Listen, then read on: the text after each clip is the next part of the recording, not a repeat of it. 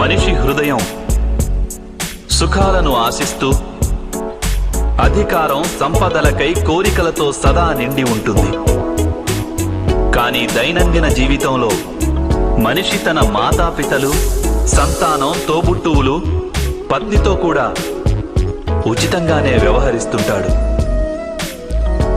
వారికి ఏ అన్యాయమూ చేయడు. వాడు తన సుఖ సంపదలను సమభాగాలుగా పంచుకొని అనుభవిస్తాడు.